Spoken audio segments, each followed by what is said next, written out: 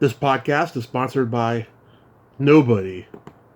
Hey dudes, this is Marsha Dietland, Lucy in Return of the Living Dead 2, and you're listening to Tommy Throwback Kovac on Splat from the Past. They're great to listen to while driving. Hey dudes, welcome to Splat from the Past, the only 80s themed horror sci-fi show where things could get totally radical. Now today I will be welcoming Angela O Neill, the multi-talented actress, singer. She's done so many different jobs. Oh my god, she's been a prop master on films. She's been personal assistant to Bridget Fonda. I mean, she's done a lot of great things. And I'm going to be talking to her today. And it's going to be a great conversation. Everybody remembers her from Sorority House Massacre, celebrating its 35th anniversary. She was also in the rock and roll quirky comedy for Empire Pictures, Vicious Lips. She was also in Alien Nation, the movie, and a lot of exploitation films like Grandmother's House, Bush Shrink, Unseen Enemy, and so forth. And it's going to be a great conversation. And she did props for A Few Good Men, Apollo 13, Down Periscope, just to name a few. And I can't wait to talk to her. So, here is my interview with Angelo Neal.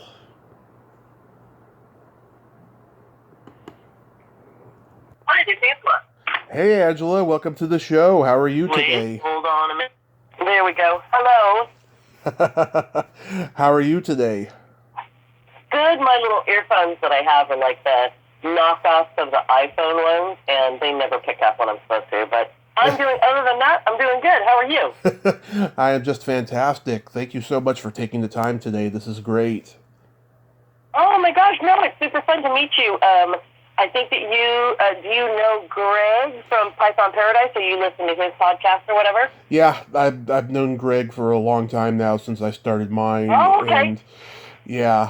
And so he and we steal each other's guests all the time, so... Well, we like to call it sharing guests. Sharing, exactly, yeah. Are you calling from Redding? Actually, my uncle used to live in Redding. Yeah, Redding, California. How is it up there? Lousy. Why is that? It's hot. There's fires like every day during the summer. Yeah. There's people I don't agree with politically up here, or just... There's a lot of that up there. It's gone very that way in the last 10 years. Or just people that are just plain stupid up here. We're planning on moving sometime next year. Yeah. Where are you guys going to move to? Anywhere but here. I know. It's so funny that you say that, because Shasta is also a really beautiful area, and that mountain's really pretty.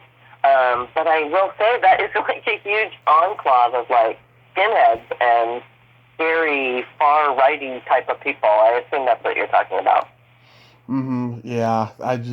We had to go up here because we're born and raised in the Bay Area, so it wasn't it was too expensive, and so we had to come up here. It's a long story, but I'm from that area too. Yes, it is really expensive. I was actually born and raised in Calistoga, if you know where that is. Oh, absolutely. Yep, that's where I'm from. And it was a little two-horse town when I was growing up. It wasn't so she-she when I was growing up. There's a lot of farmers and people who raise cows and that kind of stuff. Yeah, we got a lot of farmland over here, and just in this whole part of California. It's beautiful. Don't get me wrong, but it's not something. It's not something I want to live in. But for the rest of your life, yeah. Yeah, exactly. Got it. So, going back in time, did you gravitate toward acting and show business, early on in your childhood? Okay, are we recording now? Yeah. Okay, all right, here we go. Let's see. Did I gravitate towards acting early on in my childhood? No, I would say my first love, or at least, and when I think about it, I think that my first love was really music. And my mom and dad bought me a little baby-sized guitar, yeah, like one that's in kindergarten. And I started playing guitar and singing folk songs with my sister. That's as early as kindergarten, first grade. Yeah. So I would say music was kind of my first love. Yeah, like who did you listen to growing up? Who your influences? Well, it's funny you should say that because my dad and mom were, as you say, from the Bay Area. Mm-hmm. And they grew up both huge music fans, I would say. And San Francisco, for sure, when they were in their teens and 20s, was a huge jazz scene. Mm-hmm. The likes of kind of Carmen McRae and all those people came out of that scene in San Francisco. So my parents played a lot of jazz and big band when I was growing up around the house. Mm-hmm. And so I listened to Sam Kenton and Buddy Rich and, from Judy Garland to all of those folks. My dad was a history teacher, and when he corrected papers in the afternoon, we knew that, paper correcting was happening, and my mom was making dinner because suddenly, Sam Kenton's latest record would turn on, and we'd be like, oh, okay, it's paper correcting time. Yeah. So that's kind of the music that I listened to when I was a kid. Mm-hmm. How old when you started playing the oboe? I think the oboe, if I remember right, was the only instrument left in the band room. By the time I decided that I wanted to play music or try the band in third grade, we were so lucky, think on it now, there's so few music programs that are left in schools now. But when I was a kid in a small town, there were 25 or 30 people in my class all the way through graduating in high school. So everybody had taken the clarinet and the flute and all that stuff, and the only instrument left was the oboe. So that's what I played. And I was kind of fascinated because I had never heard of it, I don't think, before I encountered it in the band room, and I was like, oh, well, I can try this. And then I have that kind of personality where I tried to play it and I literally couldn't get a sound out of it, and I was like, wait a minute, what's up with this? So even third and fourth grade, I was really kind of challenged by trying to get a relatively good sounding sound out of an oboe. Third grade, I started playing in concert band at Calistoga Elementary School. Nice. Now, even though you grew up in Calistoga, were you born in Oakland? I was actually. Yep, I was born in Oakland. I think that my parents, like I say, from the Bay Area. My mom was born and raised in an area called El Cerrito down there, kind of by San Pablo. Yeah, that's where Creedence Clearwater is from. Oh, okay. Well, there you go. Yeah, and it's actually the Bay Area geography is so funny, but San Pablo and El Cerrito are actually pretty close to the ocean. Mm-hmm. So she kind of grew up in that area, and my dad actually grew up in Oakland, in a little bit of a more urban-y kind of feeling neighborhood in Oakland. So they were settled, I think, in Richmond, if I'm not mistaken. And when they had me, they decided to take the kids to raise them in more of a country setting than a city setting. And my grandfather, who was a longshoreman, had bought a empty piece of property in Calistoga that needed a new house and development, and my parents decided to take that on. So we went off to the frontier to live in the country, and it was a great decision on their part because you really, you realize now what a blessed kind of existence that is growing up as a kid on 16 acres, out in the middle of nowhere in Calistoga. Yeah, when I was growing up, Oakland was the place we were all warned to stay away from.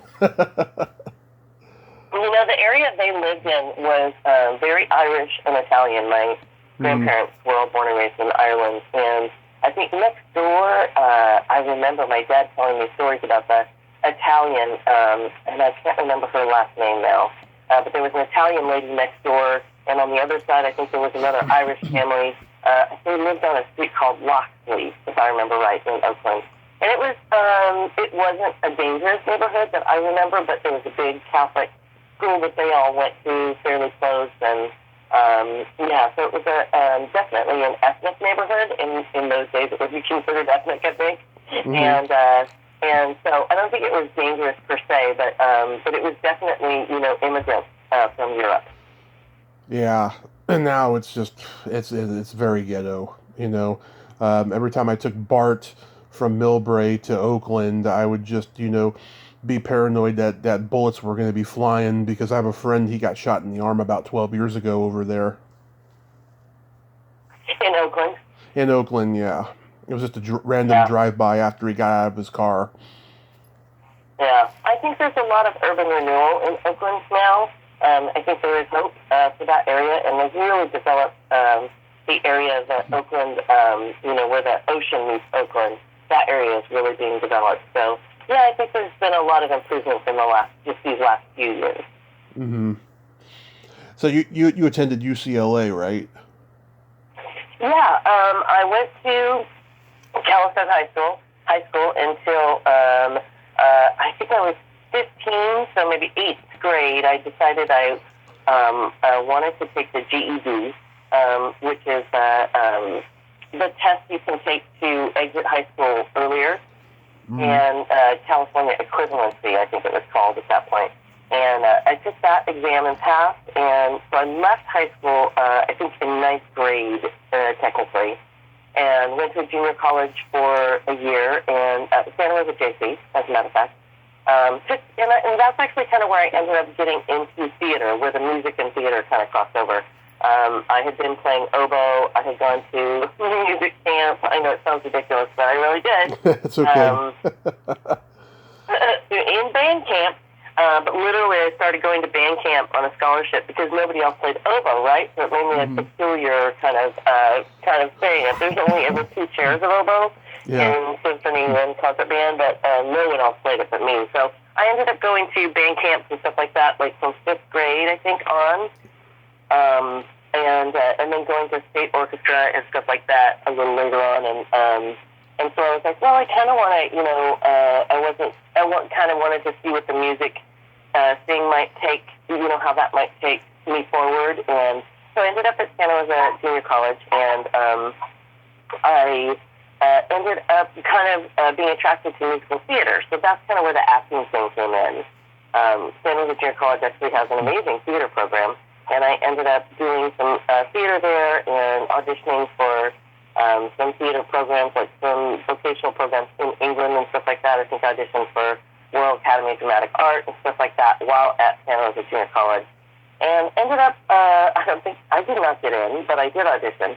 And I ended up wanting to kind of stay near my family, at least in California, and auditioned and applied to UCLA and transferred there after I went to Santa Rosa JC. Did any of your classmates go on to become successful in acting? A lot of them from UCLA, yes. And funny enough, not just in acting. I dated a guy while at Santa Rosa Junior College whose name was Joe Goldie, and he ended up being like a world-renowned dialogue coach, or dialect coach, I should say more specifically. Yeah. So that's somebody who comes in and supports the actors. He had an amazing ear for music and did a lot of musical theater. And I think he might have even done some music, if I remember right. And he ended up having this amazing talent for doing languages and very specific dialects. And he tours with a theater company now, doing their dialect coaching. It's often on movies that I work on. I run into him. Very funny. But yeah, at UCLA, Laurence Olivier's son was a couple of years older than me. Tim Robbins was 5 or 6 years older than me. Mariska Hargitay was, I think, 2 years in front of me. So yeah, a bunch of famous actors came out of UCLA's theater program. Oh yeah, I've talked to all of Tim Robbins' theater buddies from UCLA, Lance Guest, Amy Resnick, Carrie Noonan, just Cameron Dye, so many great actors that came from UCLA in the late 70s, early 80s. Yeah, exactly. And back in the day, that group, and I think it still exists, was called the Actors Gang. Yes. That included Brent Hinckley, Lee Ehrenberg, and all those guys with Tim.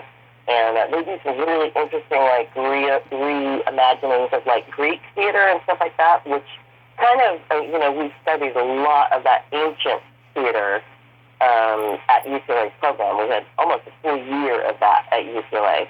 I did almost a full year of Shakespeare as well. So yeah, it's kind of the basics for theatrical education, and those guys really do an amazing job with their project.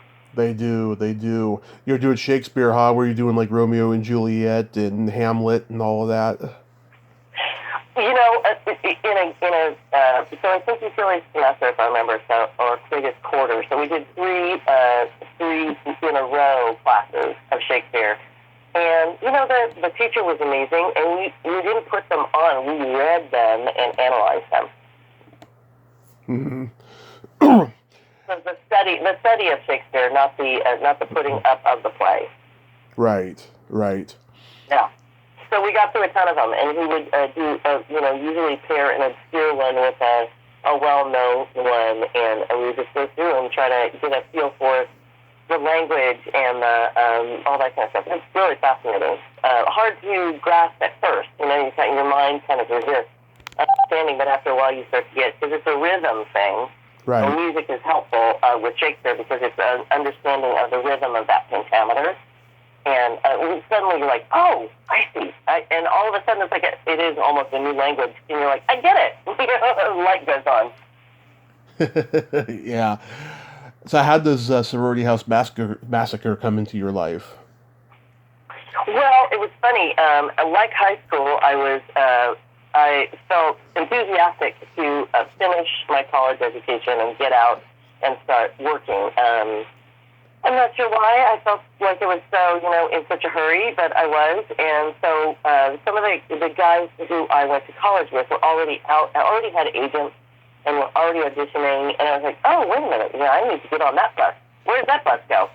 I can't remember. There was a magazine back then, it may still exist, where there were casting notices in it, and you could just show up to open calls, and pages of open calls, you could just show up and audition.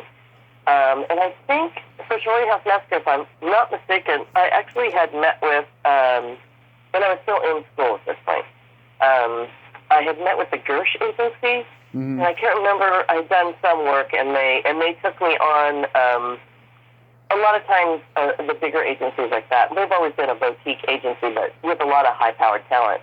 And they took me on kind of like as an experiment, for lack of a better word.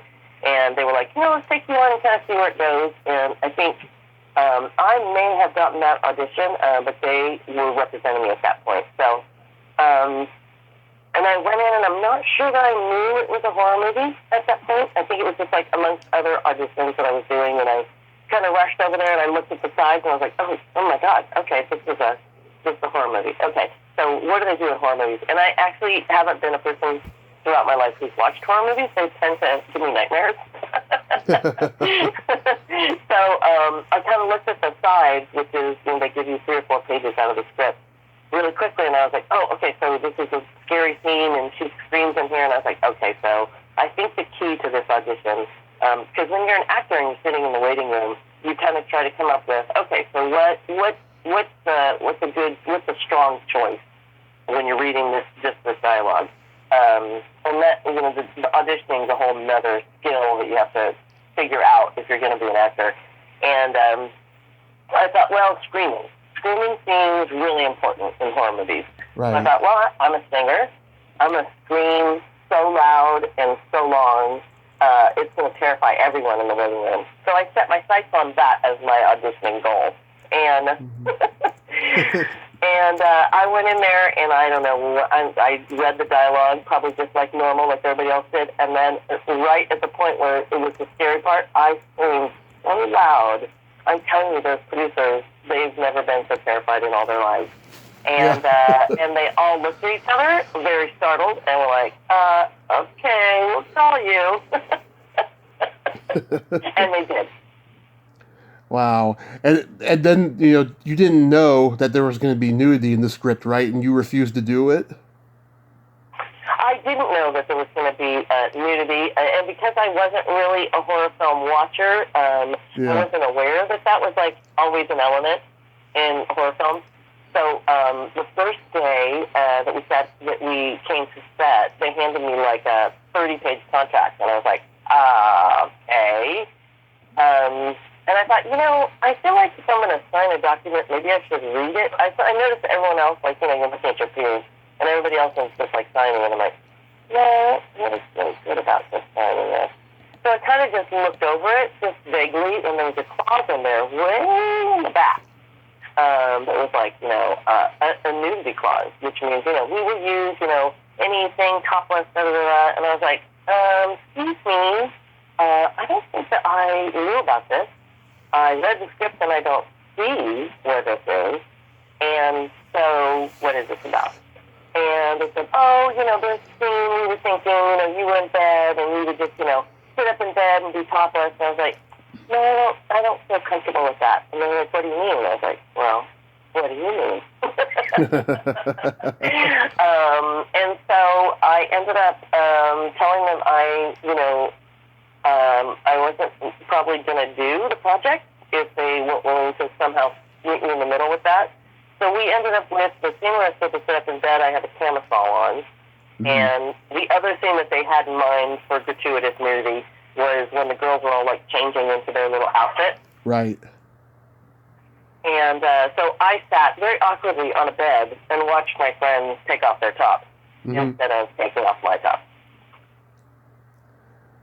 So all you did was just watch. You didn't do it yourself. Yeah. Well, that's awesome. Good for you that you stood your ground that way. You know what? I wasn't being a Norma Ray about it. I really wasn't. I was just, I just was like, this wasn't something that I knew about, and I felt uncomfortable having them spring it on me. If it had been something that had been discussed, maybe. And then I just thought to myself, and this is ironic, right? Because this movie was just as likely as any other to be completely obscure, and no one would ever see it, right? So I was just thinking, whatever. Nobody ever see this movie. But film lives forever.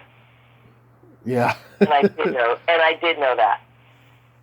Yeah, it's funny. I watched it on USA Up All Night when I was a kid. Right? I had never rented it, but I found out that Warner Brothers distributed it on home video. I'm like, oh shit, wow, that's so cool that a major franchise, major studio like Warner Brothers released it on home video. Yeah, I mean with Warner Brothers, doing the VHS. Yeah, I mean there's got to be somebody who saw it. Yeah, exactly. And it's still to this day, there's a Facebook page that follows the movie, and there's, it's still, and that's actually why Greg was really excited, because he's going to a horror, convention in Toronto, I think, is the right word for it. Frightmare in the Falls, right? Yeah, that one, exactly. And so I was like, did you know I was in this movie? Because I actually was doing a different thing with him about music. And he said, I'm going to this horror thing. And I was like, oh, no. I hate to say, have you heard of Sorority House Massacre? And he's like, yes. And I was like, oh, Lord. Anyway, it's still kind of a cult classic. Mark Wachowski, who shot the movie, who was the DP, ended up being, he has passed since then, very sadly. Oh. He ended up being a very famous director of photography. And it was very interesting to look at. And also the movies at that time, because it's actually pretty long ago now, didn't have kind of a complicated, truncated storyline like that. Like Frank directed it and wrote it. And, the whole thing with the brother, and we used to live in that house, and, it's actually a fairly interesting storyline. Even if you don't pay attention to the horror part of it, there's a narrative there. So I think that's part of what makes it distinct. Yeah. And how was Carol Frank as a director? I really liked her. I have kind of searched her, not without great enthusiasm, but searched for her a little bit to see if she ever went on to do other stuff, and I could never find other projects that she worked on. But Ron Diamond, I think is his name, produced this movie with her. And he does own a production company somewhere on the West Side, and I've been in touch with him. But she was amazing. I liked both of them, honestly. They were two smart people who happened to kind of strike a deal with Corman back in the day to make this, and I think that their goal really was to make a kind of smart horror movie. And I think they succeeded. It looks good, and it makes a fair amount of sense. That's a good thing. Yeah. Yeah, I don't know whatever happened to her. This is like the only movie she wrote and directed. I know, it seems weird because it was so it was so successful, and so kind of a shame, that she didn't go on and do other stuff. Of course, it was a time in history when there were virtually no female directors, which is a thing today, as you know. Mm-hmm. I've talked to Nicole. She is such a great lady. What's she like to work with? Oh, she's amazing. She's a total sweetheart. Everybody in the cast was amazing. I loved Vince. Vince and I are still in touch on Facebook. He's still acting. I think he lives somewhere in the Midwest, if I'm not mistaken.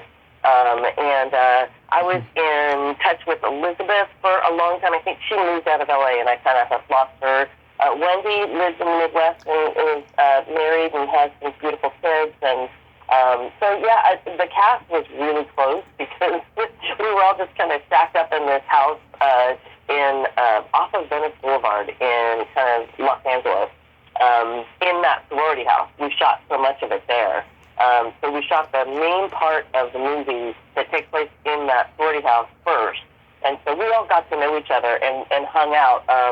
It wasn't like the movies that I've worked on since then where people are called in kind of when they're working or whatever.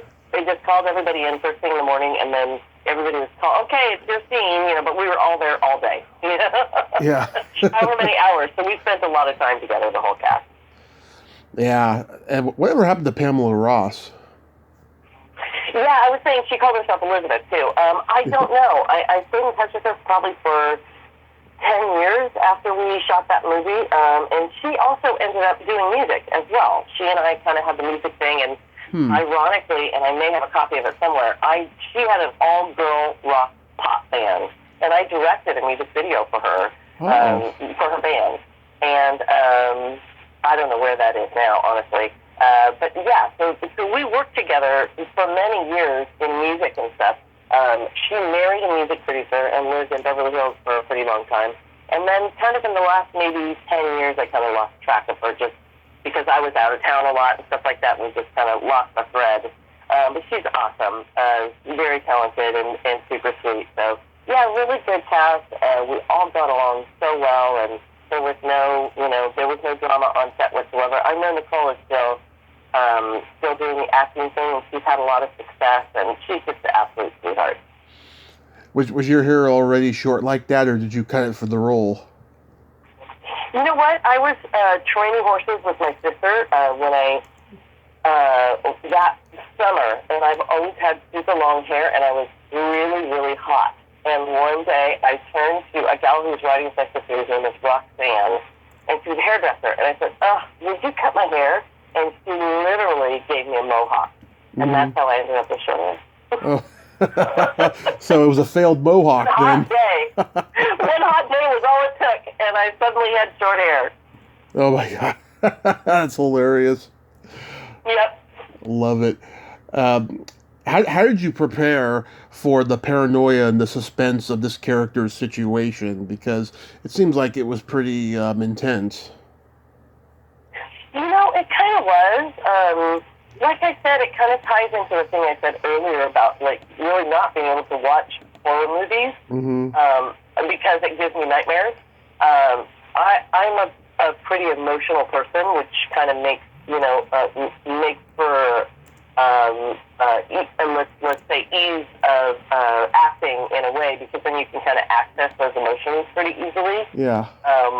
And so it's not that hard for me to imagine a kind of a scary situation like that, and it feeling dangerous. And I have to say the UCLA acting program and the acting coaches that I worked with really helped me to prepare. I kind of have had come up with a way of preparing so that you end up kind of being ready to perform when you need to. I worked with Stella Adler. I worked with an acting coach named Howard Fine, specifically in theme study. I worked with Beverly Hills Playhouse. Is that what it was called? That's actually, I'm not sure that's around still, but I worked with them back in the day. So, those acting classes and stuff, they really, they give you a methodology to kind of access those emotions in yourself. Yeah. If you're a person who is kind of a relatively vulnerable person anyway, then it actually can give you a great way to kind of figure out a disciplined way to prepare yourself for something like that. You imagine that you yourself are in a situation that is really scary like that, and or that everybody has had that experience. It's not that spectacular. You either have dreams about stuff that scares you, or have experiences where you feel threatened, and so you just imagine, yourself being put in that situation, and you're there. Right. And then you crossed over to the Charlie Band camp with Vicious Lips. Oh my gosh! Somebody told me recently that they saw that, and they were like, "I didn't see you in that movie." It's like I said, I think I had like a 4-foot-long red wig on, and so that's why you didn't recognize me. I remember so little about that movie. It was so incredibly fast, and all I remember is a warehouse somewhere on Lincoln Avenue in like Marina Del Rey, and it was filthy, and there was no dressing room, and they did some thing, and as they kind of explained what the scene was, they're like rolling, So I don't remember having a bad time at all. I had a good time, I think, but it was just, it's all super wacky, that experience. Wow. Yeah, Albert Pine directed. I just interviewed a documentary filmmaker. We were doing a tribute to Gilda Radner. She had made a documentary about her, and then I looked on her IMDb, and her next project was she just did a documentary about Albert Pine, and I'd reached out to him like 2 years ago, and he told me to message his wife and set it up with her, and then it didn't happen, and she was like, "Yeah, they have a very complicated relationship. I should tell you the stories about making this documentary." Thought that was funny. Yeah, I thought that was pretty funny. But yeah, he's done some amazing projects during the course of his career for sure. But there's a huge difference between having more financing and less financing in movie making. So when you have less, it's such a scramble to get everything. People don't realize how much exposure to light, how much film you need to make a movie. It's enormous. So when you have so little support, like on both of these movies, it's so fast. It's just so bloody fast. It really is. Yeah, did you get it because of your musical background? I don't remember. I may have sung for them. I know the whole time I was doing the acting stuff, I was also doing music. I did some rock and roll music. I did some big band, some jazz. So I may have. I honestly can't remember what we did with that. I'm sure it was very entertaining. Yeah. I know that much. And fast. Nice. Yeah, did you try to get into more movies that had rock music in it? Because this was like right at the height of heavy metal horror movies that were coming out. It's random. Like I say, the auditioning process is so incredibly random. You audition for so much stuff and you book so little.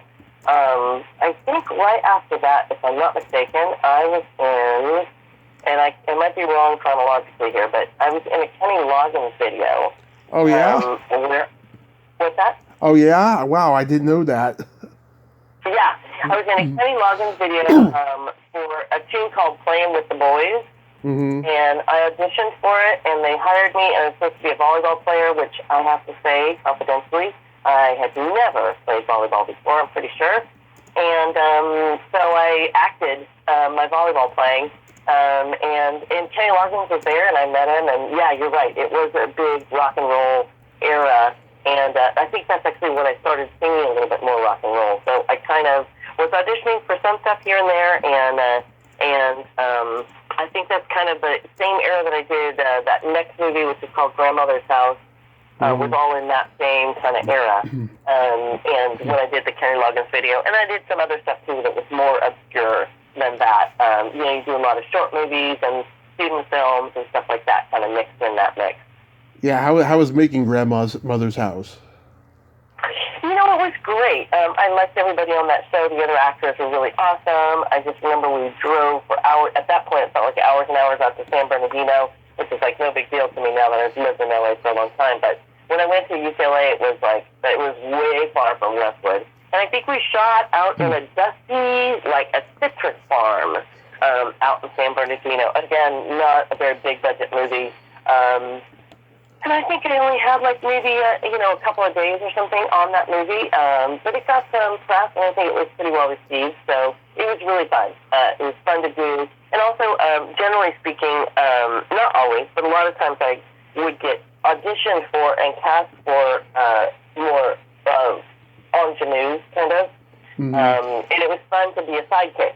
I was like, oh, this is kind of fun. I can just come in and do, a scene or two here and there. I don't have to be here all the live long day. So I love that too on that movie.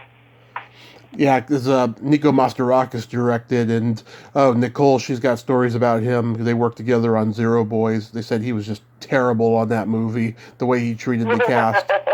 Yeah. Yeah, he's character. Yeah. Did you suffer any of that? I like I say, that was kind of the beauty of working on that movie, was that I wasn't around super all the time. So that's kind of an amazing thing when you are not the lead character. You're on set for like a kind of a bit of a scene and stuff like that, and then you're done for the day. Like I say, those movies that are a little less financed, they feel pretty chaotic on set. So hard to say if it was better or worse than other chaotic movies. I get it. Guerrilla filmmaking. A little bit. You're my third guest from Alien Nation, the movie. Wow, who else did you have? Peter Jason and Conrad Dunn just recently. Oh, very cool. That was a good movie, huh? It's a great movie, yeah. I've talked to a couple of the cast members from the TV show as well. Yeah, it's a very interesting, movie, and the fact that James Caan is in it is just so crazy, because he's such an iconic actor. Did you get to interact or meet him while filming? Well, yes, I did. And ironically, he has been a through line through my career. James Caan has, and I actually played in that movie. I played his daughter. So it's the very last scene of the movie. It's me in the wedding dress and getting married to an alien, and so it's like, okay, honey, and he and Mandy Patinkin are standing there. Is like, kind of blew my mind that day. And now this is like a bigger movie, right? So, you got your own trailer, and you got this and that, and it was very intimidating. And I'm in makeup and hair forever and ever, and, a fitting for a wedding dress, and so it's pretty, when I got there, I was nervous as hell. I was like, oh my God, James Caan, Mandy Patinkin, oh my God. And I think it was a fairly well-known director, too, so the whole thing was super intimidating, but I mean, it came out really well. I just remember, like, my eyes had stars in them, all the big lighting thing, and 5 billion camera people, and I was super overwhelmed by that experience. So yes, I was so grateful to work on a huge movie. That movie got me, I think, in the acting union. Oh yeah. So I was grateful to get into union, grateful to get into SAG. And James Caan was a sweetheart. He's so New York, that guy. Yeah. Hey, how you doing? Yeah. Hey, you're playing my daughter. Hey, how's it going? You all right? All right, good kid. Thanks so much. It's like, hey, Jimmy. Hey, what's up? He's that guy. Typically you're like, okay, we're ready to shoot the shot. Where's Jimmy? Oh, he's gone again. He wanders off. Yeah. I'm making a deal over here. He's such a character. So I really enjoyed meeting him. He was a sweetheart. Mandy's a very serious actor. And he was in character. He's like he's more of a methody kind of actor, I think, than he's thinking of. So there was kind of a big deal with I don't remember if they had prosthetics on or not, but there was kind of a thing that went with playing an alien. So yeah. So it was a great experience. I was really, like I say, incredibly grateful to get into SAG. Yeah, my dad just remembers when James Caan says, I don't want to work with that fucking slag. Exactly. Yeah, he's a classy guy. Just say it. Yeah, Classic, yeah. He's a classy guy. How about making Bush Shrink? Bush Shrink. So I think Bush Shrink was called. So right at that point, I had done like a number of movies and music videos and stuff like that, and there was a casting director who, gosh, I think his name is coming to me. Kevin Albers was his name, I think. Yeah. And I had dinner with him, and he said, we're doing a movie in South Africa, and we wanted to see if you wanted to fly over and do it. And I was like, what? So what happened at that point, kind of in filmmaking history, is there were a bunch of subsidies by the South African government, and a lot of American filmmakers, and in this case Israeli filmmakers, went over there to make movies. It's stunningly beautiful, and there was subsidies. So everyone chases subsidies all the time in filmmaking, and I can't remember what the deal was, but the government of South Africa kicked in certain amount of money if you went and filmed there, basically. And so they told me that Craig Wasson, I think that's the movie that you're talking about, right? Yeah, Craig Wasson, yeah. Yeah, and I had been a big fan of his. He was in a really big movie a couple of years before that one called Body Double. Love that movie. Love that movie. Yeah, and he's a really interesting, very serious actor. Yeah. And so they said, oh, you're his kind of like weird love interest. And I was like, oh, well, I really like his work. Charles Napier was in it, who has since passed. And he was a lovely man. Yeah. He played my dad. And it was a great, I think Ken Gampu was in it. Or maybe it was the next movie he was in. But it was some local folks as well who were well known in the filmmaking world down there and internationally. At that time, South Africa was a kind of a different market than the U.S., and so it helps a lot if you were going to make the movie to have your maybe 3 or 4 first leads be American with American accents. It helps distribution. So, so we ended up. I read the script and I was like, okay, that's kind of interesting. Could be good. And I think Ivan Hall maybe was the director. He's British. Originally, I think born and raised in Cape Town, maybe, and I really enjoyed it. I mean, it's tricky to make movies in South Africa because you're in the middle of a take, and all of a sudden the baboons show up where you're filming, and everybody wraps it up for the day. You know what I mean? It's like, what? You're really out in the wilderness, and South African filmmakers just, if the animals come, you just leave. That's kind of how it goes. So it was a fascinating experience. And as a result, I ended up staying there and living in South Africa for about another 6 or 7 years and making movies over there. So I was just so taken with how beautiful it was. And they were making a lot of movies there at that time. And so I ended up, as a result of being in that movie, I ended up kind of moving over there and staying there. And just loved it. It was such an amazing experience. I recommend going and living elsewhere to any American.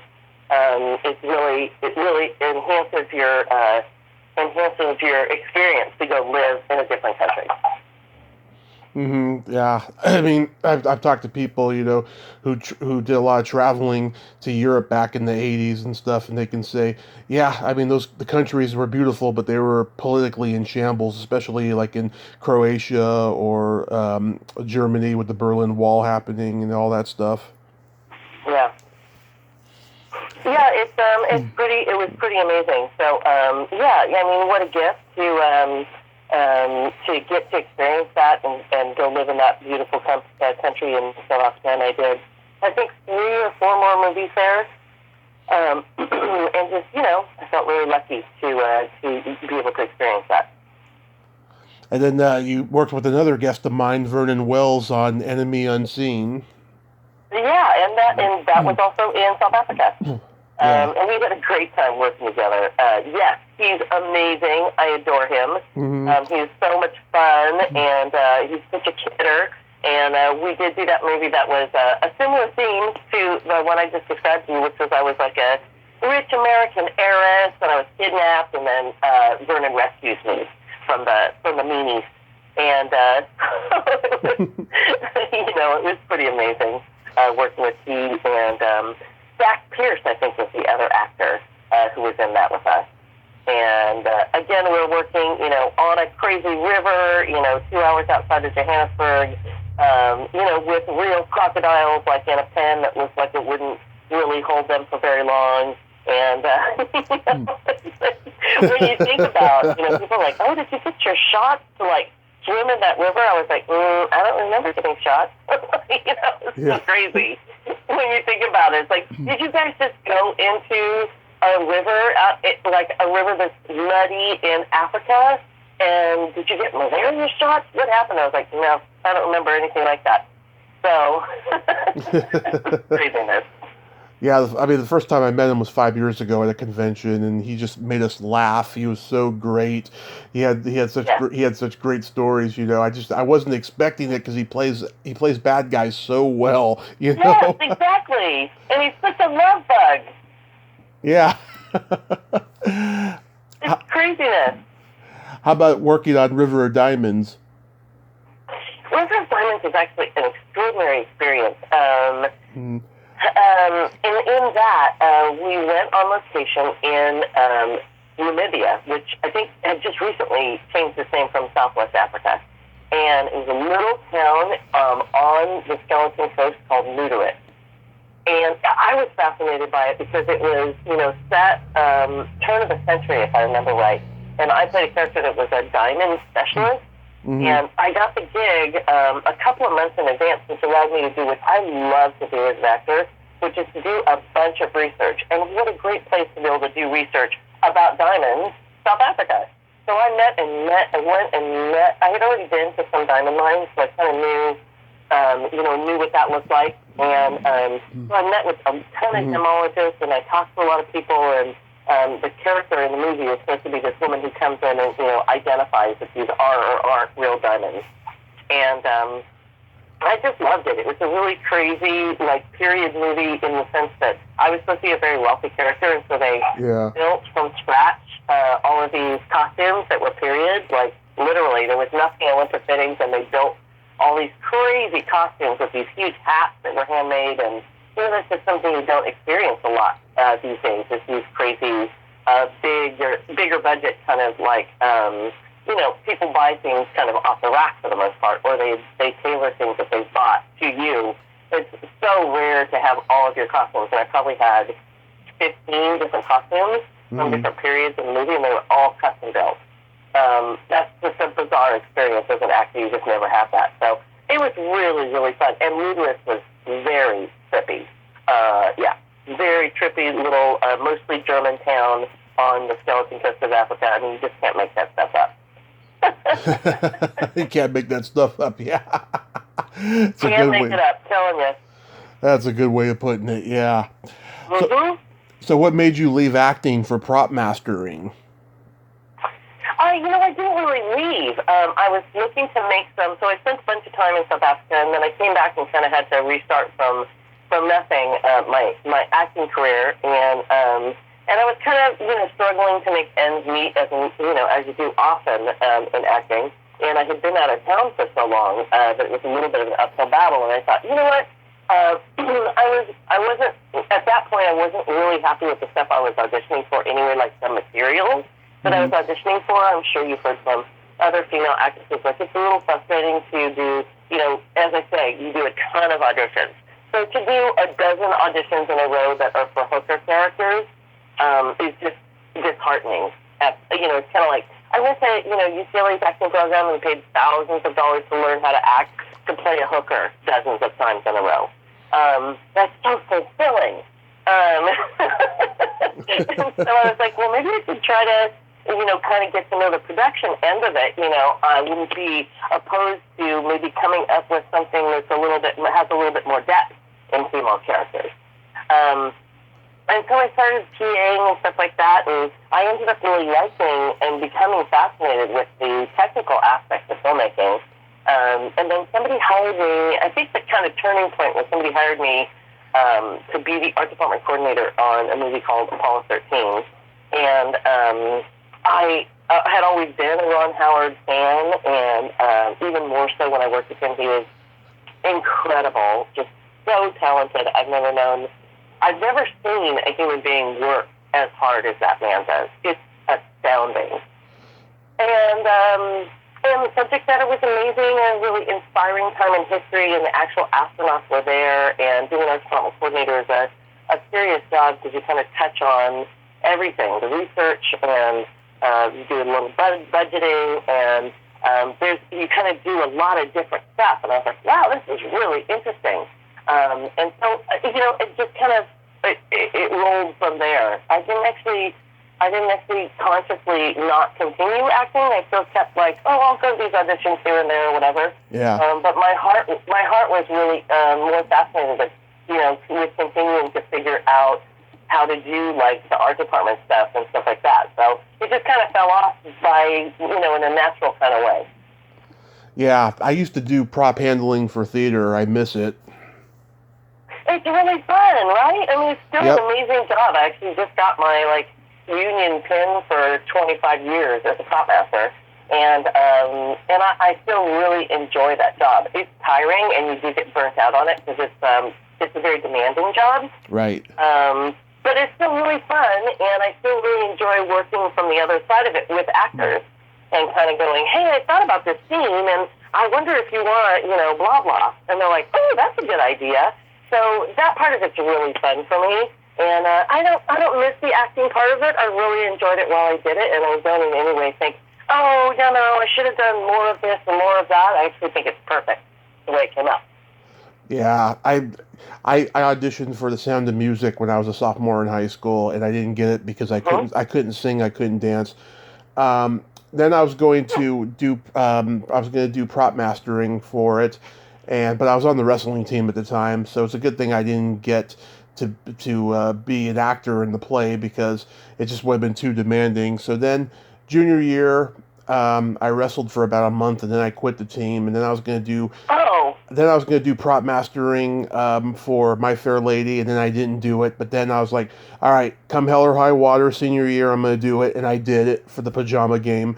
It was a lot of fun. I just didn't like hearing the same damn songs over and over again, and me and the other prop master, we were on the same page with that. So to break up the boredom, we would just whisper each other dirty jokes backstage while we were at the prop table. Well, that's something. Yeah. Oh, and all the free food that we got on Tech Sunday. Oh, that was so amazing.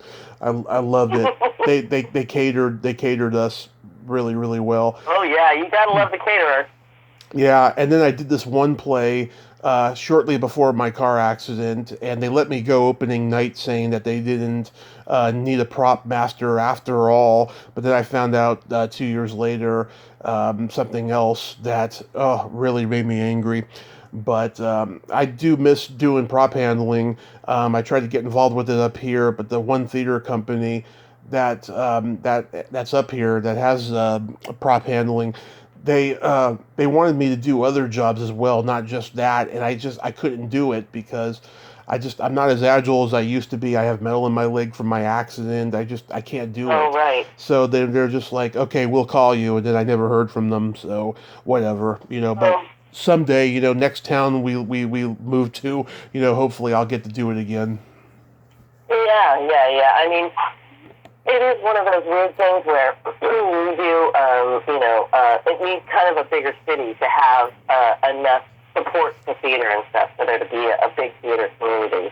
So there's no money in it. It has to have enough wealthy people in it to support it. You know what I mean? Yeah. Well, the reason I did it in 2014 before my accident was because they were paying $400 a show for prop handlers, and my mother and we were practically living in our cars during that period, and so I took that money and saved it, and that was why I did it. It was amazing. Well, I mean, it sounds like it was fun for what it was, but it is one of those things that isn't very steady, and half of it is in creative. It seems like half of it is being able to feed yourself. Yeah. That's the challenge. Absolutely. But you did props for a lot of great movies. It says here, A Few Good Men, Apollo 13, Down Periscope. Oh my God, my dad took me to see that movie. We left like within a half an hour. Yeah. Down Periscope? Yeah, we were just bored after half an hour. We didn't think it was that funny. But, Oh, gotcha. but oh my God, one movie you did props for, I love. Most people have never seen it. Another Day in Paradise. That's a great movie, isn't it? Yeah. I have a lot of good stories for that one. I don't know if you're aware or not, but there's a wacky New York black and white photographer whose name is Larry Clark, and he's the one who directed that movie. Yes. And if it wasn't enough to have James Woods on the movie, who I actually really like, but he's a challenging individual. I think anybody will tell you that. Mm-hmm. That combination was rife for good movie stories, I will say. So it was Vincent Kartheiser. It was one of his first movies that he was in. And it was just all around just a really good script. It was really kind of raw, and Aaron Osborne production designed it. And it was really just, the design is really cool looking, and just all in all, I'm really proud of that movie. Actually, a weird thing that's funny to be proud of is that it is actually very difficult to portray heroin on camera. You have to use like 15 different substances to pretend that they are all heroin. And we shot up heroin a lot on that movie. And that part of it, technically speaking, from a prop standpoint, is really challenging. Yeah. What about A Few Good Men? So A Few Good Men, I was actually the prop PA. I wasn't yet in the union. Mm-hmm. And there was an amazing prop master on that show whose name was Gary Moss, who has since passed. And I was actually looking to work for the transportation department at what used to be the old Culver Studios. And I walked in the transpo office because I knew somebody in there, and I said, hey, are you guys going to hire any PAs or whatever? Do you know anybody hiring? And they're like, Jerry and Kenny, who were the top people on that show, were actually in the back office behind transpo. And I heard this, hey, and I was like, yeah, and it was Jerry Moss, and he said, hey, we're looking for a PA. Can you type? And I said, yes. In fact, I love typing. Yeah. So to this day, I type like 50 words a minute on the computer. I still love it. And he said, well, we need somebody to go through on an old electric typewriter and type in all the right information for all the military documents for A Few Good Men. Hmm. And I said, really? I'm into it. And they literally gave me garbage cans full of empty paper documents. And I went through day after day and typed in all of the information that was appropriate for that case into the paperwork. That was my first prop job. Wow, that's so amazing. Did you get to... I know. So I take it you talked with Rob Reiner and stuff? Well, funny enough, I did meet him, and I was blown away by him, too. He's like one of my heroes for sure. Yeah. I met him briefly on that movie, and then I also was a prop PA or a PA for the art department on North, another movie that wasn't that popular but had a cast of thousands. Yeah. And I ended up getting to know him a little bit better on North because we had done not 2 movies in a row maybe, but something like that. They were close together. And so, I ended up getting to know him. I met Billy Crystal, which is like one of those amazing moments for me. Yeah. One of his. I really enjoyed working with him. He's always pleasant, smart guy, really funny. Very, dry sense of humor. But very accessible, not like, Hollywood type of guy at all. He doesn't, very easy to talk to and, very sweet. And Jerry took the moment to introduce him to me, or me to him, I should say, on A Few Good Men. And he shook my hand. It was just like a real, regular guy off the street, which is amazing, when you're brought up in the Hollywood world. I think it's amazing when someone's able to stay kind of that, sweet and kind of centered and grounded. Oh, yeah, I've talked to people who went to Beverly Hills High School with him and say he's always been the same. He's never changed. Never. They were all in the same class with Albert Brooks and Richard Dreyfuss and lots of amazing people. Isn't that crazy? Yeah. It is. It's pretty crazy. And then you also worked on the remake of Carnival of Souls. I did. that might have been one of my first prop mastering jobs, actually, and that was a non-union, so that's kind of the chaotic filmmaking scene. And again, it's so funny that a weird transition on a horror movie, right? Yeah. It was just wacky. I mean, on that show, I can't remember. It was like we were working in San Pedro. All I remember is this: two incredible things that I learned from working on that movie. A, we had like a 1940s Polaroid that I had to make work, and it was broken. And in props, it's so weird because, if you're working with period things or whatever, they weren't made in that era. Even if it is the 90s or the 2000s, yeah. Polaroid is still from the 40s. And the flash would not work. And my friend John Sheldon and I rigged a piece of baling wire to make the flash work. And the actor had to, press the baling wire onto the Polaroid flash because he didn't have any, we were too cheap to have any, supplementary kind of flash. The actual camera had to work. And when they said that to me, I was like, what? I almost cried. It was that, and also B, cotton candy is not recommended anywhere near an ocean. Cotton candy turns into a puddle of pink soup when it's anywhere near water where there's fog. Two important things I learned on Carnival of Souls. I love the original. It's such a classic.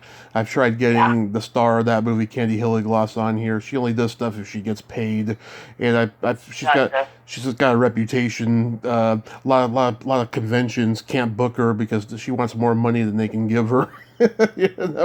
Oh, gotcha. Yeah, well, it was a public domain movie, and it was non-union. She didn't make anything off of it, so, right. I can kind of see where she's coming from. I know there's a couple people from the original still alive, but they're not on social media. The teenagers, her friends in that movie are still alive, but everyone else is gone. Yeah.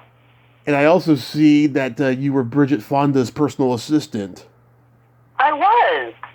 So that was, remember I said there was kind of an era chronologically where it was like I was wanting to learn about production behind the scenes because I felt like, potentially I could maybe be a part of creating some more interesting, more substantial female roles.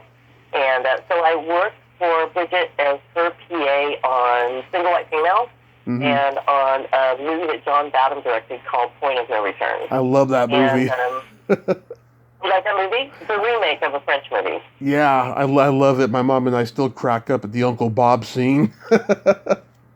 Yes. It was a really stylistic movie. I love the Nina Simone stuff. I thought Bridget did a great job in it. Yeah. It was, since I didn't grow up in Hollywood, I was really glad and grateful to have those experiences where I got to work on film and films behind the scenes. I really started to understand and get a deeper understanding of how things work, how to make movies, what it takes to do that. And so I was really glad to be able to work with Bridget. And she is, and still is to this day, an absolute sweetheart. Again, a very grounded person from a Hollywood, what's the word, legendary Hollywood family. And I met her dad a couple times, and he was absolutely charming and amazing. And so, yeah, it was a really good experience. I mean, we spent a lot of time together. I was the person, at 4 a.m. who's, knocking on their door, okay, let's go to set. You you get along with somebody when you do that for 2 movies in a row and you still like each other. So, yeah, I mean, she's a quiet, she's not a bombastic human being, but I really enjoyed working with her. Single White Female, I think, was from an acting standpoint, I think was a challenging movie because it was really spooky. And she and so, go ahead. I was gonna say she pretty much left the business, right? No, she didn't leave the business. I think it was interesting for me because I had an acting background when I was her assistant, and so we would talk sometimes about. Again, 4 o'clock in the morning conversation or 11 o'clock at night when we were driving back to her house. And I think I think when you come from a family like that, the expectations on you are hard for me to imagine. Yeah.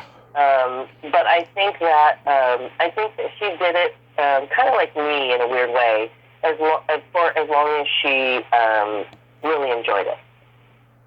Yeah, I mean her aunt left the business for a long time, and then she came back. Yeah. I don't. She may come back at some point. I know that she married Danny Elfman. Oh yeah. And they have a couple kids. I know, isn't that? So I think I know, isn't that strange? She married Danny Elfman. I guess. I mean, she was always really into music and stuff like that, so it's not really that strange because people, travel in the same circle. Yeah. I think they have a couple kids, and I talked to my neighbor's actually a singer that sang, I think, background with him at the Bowl just a couple of years ago now. And she said that Oingo Boingo, which I had a weird connection with separately, that they did a Halloween show now and again. He went back and did some, after he was already doing orchestrating and stuff. And Bridget she was saying, oh my gosh, Bridget's so sweet.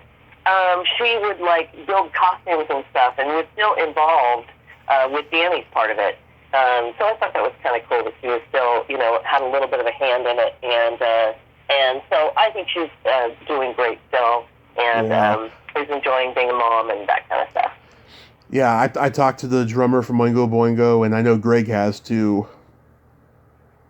Johnny Vato's Interestingly enough, the guy who used to live mix Oingo Boingo, his name is Bill Jackson, and here it is this many years later, and he is actually producing a record for me now, with me. Mm-hmm. Nice. So that same guy was my connection to Oingo Boingo with him, and then he had produced music for me then, and he actually is producing the record that we're making right now. So it's just funny how, it's a small world, that's for sure. It is a very small world, yes. So the music is just what your focus is nowadays, huh?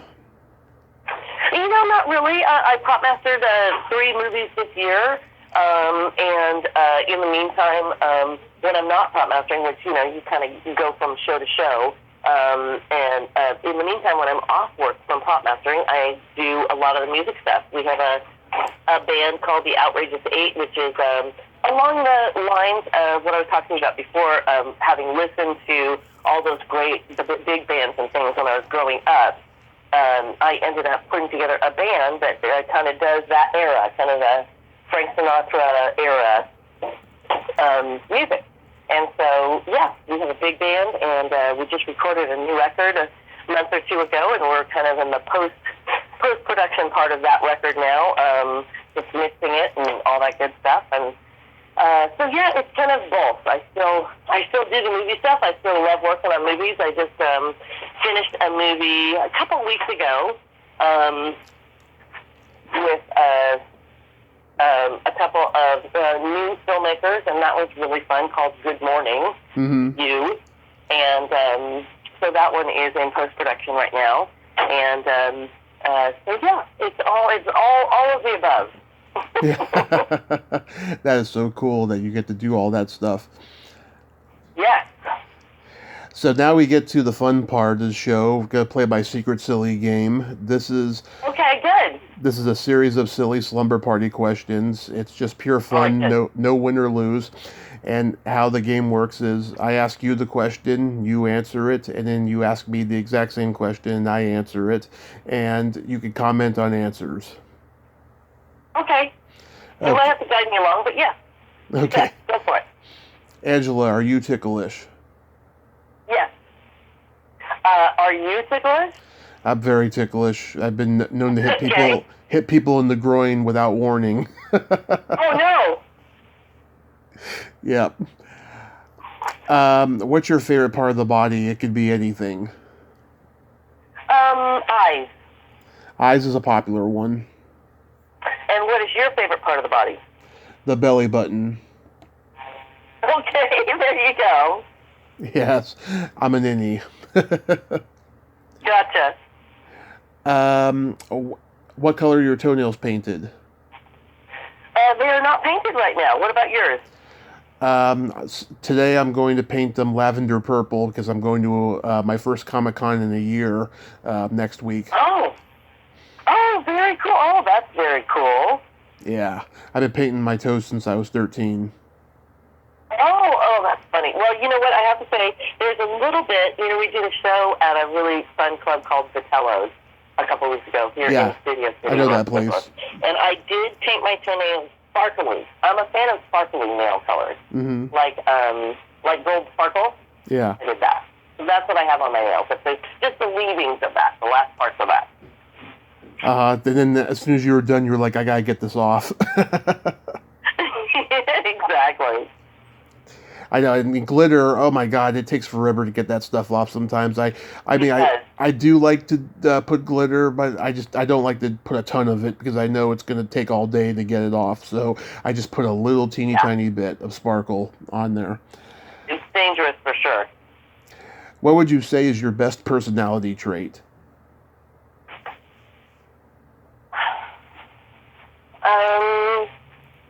I would say my sense of humor. How about yours? You do have a good sense of humor. I have this balance between having empathy but also no filter. Yes. And then my favorite question, is there a stinky smell that just makes you gag? A stinky smell. Yes, the smell of vomit. How about you? Oh, yeah. It's either farts or feet. Farts or feet. Okay, well, that's all the F's of stinky smells. Yeah, when I asked Nicole that question, she said, this is the first time I'm going to be revealing this publicly, my armpits. Oh, my God. Oh, my goodness. That's pretty funny. Well, everybody has stinky armpits. That's part of being human. Everybody does, yeah. It's called pheromones. Yes, it is. And I have a couple jokes for you. Okay, let's hear it. You know the difference between a golf ball and a G-spot? No, what's the difference? A man rather spend 20 minutes looking for a golf ball. Ah! That's funny. What's the other one? What do you call a boy that doesn't masturbate? I don't know. A liar. I was going to say, not alive. Yeah. Exactly. Oh, my goodness. That's really funny. Thank you. So before I forget, so October 17th, you'll be at Vitello's, right? Yeah, and actually that's pretty fun for people who might be listening to the podcast. October 17th, if you go to the website, which is all the music stuff for me, right. And it's my full name with my middle name, which is Angela, MAEONeill.com. You can get a link there, and actually that company, Vitello's, Vitellos, Vitello's, it live streams the shows. So people not in Los Angeles could get live stream tickets to the show, and it's a great live stream feed, like it's right, like you're in the room. Yeah, I haven't personally been to Vitello's, but my friend Wendy Liebman, great comedian, she does a comedy showcase there. I think one Tuesday a month or something like that. Yeah. Yeah, that's definitely that sounds very familiar to me. They really support artists there, and it's amazing. It's an amazing place. It's Feinstein's at Vitello's is where we are, which is the upstairs jazz and big band area. But they actually do all kinds of music there, not just jazz and big band. And we love it there, and we actually do what they call a Sunday big band brunch. So Sunday, the show starts at like 12 noon. The doors open, and the show starts at 1. And it's really fun for kind of Sunday events for people, we find. Yeah, next time I'm in LA, I'll see if you have any shows and go check you out. Yeah, definitely, or come to the live stream. Oh God, I don't do Zoom, you know. I just think that Zoom is just awkward and silly, you know, and just the technology of it is so weird, you know, because there's so many delayed responses and everyone's flesh tone is off. They look like a robot and sound like one, you know. But so the live stream, that's why I tried to make the point. The live stream company is a production company that does the Vitello thing. It has nothing to do with Zoom. Oh, okay. They actually have a 6 or 8 camera setup, and the live feed through the audio. It has nothing to do with Zoom. It's a professional live streaming company that comes in and photographs us. Oh, okay, so it's like Facebook Live. No, it's not like Facebook Live. It's like a professional live streaming company, a standalone live streaming company that comes in with pro cameras, like feature-style pro cameras, and photographs the show live and streams it.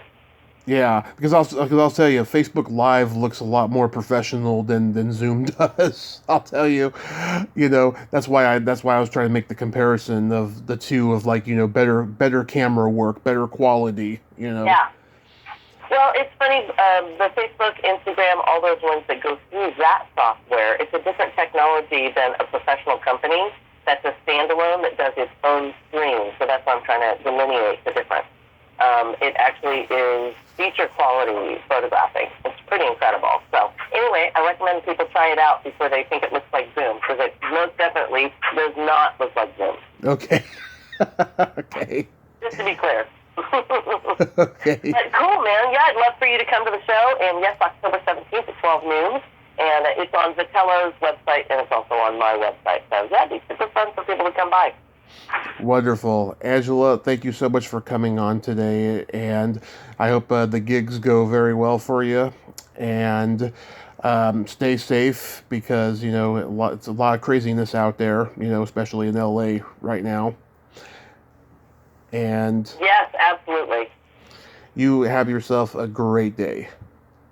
Thank you so much. It's been such a pleasure to talk to you, and I'm so glad I had this Saturday afternoon with a little time. It was great spending it with you. Thank you so much. All right, Nolan, I'll talk to you soon. Take care of yourself. Okay, you too. Bye-bye. Bye. Well, there you have it. Angela O Neill. Ain't she a sweetheart? Oh, what a great lady, huh? And she's out there singing and playing her heart away. I'm so glad that we got to talk. So go check her out at Vitello's in Studio City, October 17th. Or you could see that live stream stuff that isn't Zoom. Well, until next time, this is Tommy Throwback Kovac saying, there's no shame in living in the past, because the present sucks. Later, dudes.